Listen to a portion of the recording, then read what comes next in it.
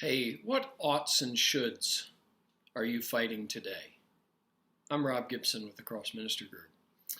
And I think oftentimes our oughts and shoulds, those imaginations we have of what I ought to be, what I should be, what I ought to be doing, what I should be doing, those are the blocks that get in the way of our living into our belovedness. And I want to suggest to you, Bob brought this out last week, thinking about what are the blocks that keep us to living into who we're really called to be in Christ? What are those things that block us from living into our belovedness?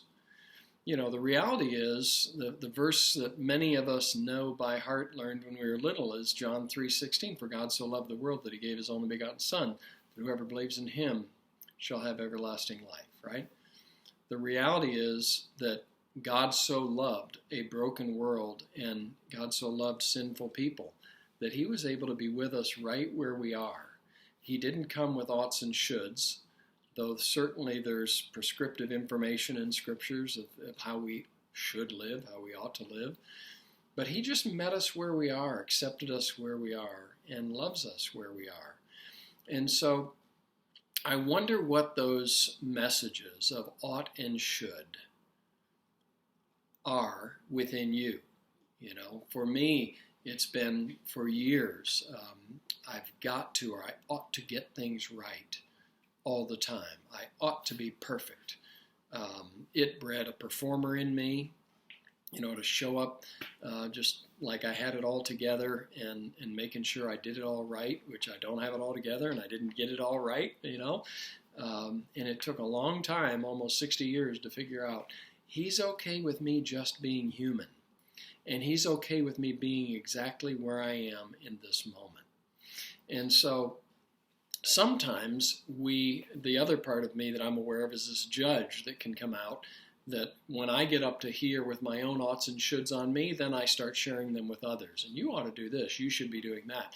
And we do a lot of that I won't say we. I have done a lot of that, and I have experienced that in Christendom, because we set these lofty expectations, I think, oftentimes, of what we expect of those who claim the name of Christ. And certainly there should be some expectations, right? That something changes when Christ gets hold of us.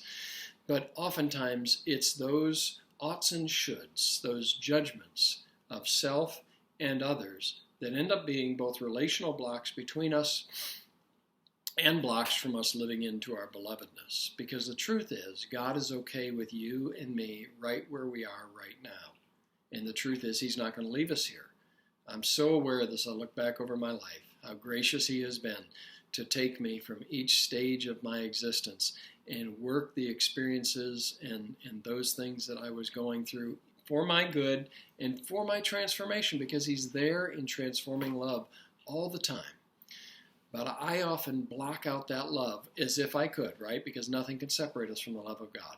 But there's an illusion and a story within that really gets me stuck, which is I ought or I should. And until I ought or should and get there, then I can't really embrace and rest in his love and be okay with who I am and where I am right now. So I want to encourage you. Take a look at the blocks of the oughts and the shoulds in your life, and maybe just hand them over to him and trust the reality that he's okay with you right where you are. This isn't to say he affirms and you're going to stay right where you are forever and ever and ever. It simply means he's able to love you for who you are in this very moment. And he's able, by the power of his Spirit, right, to work in us. He says this in Philippians 1:6. I will complete the work I began in you. He's doing a work in us.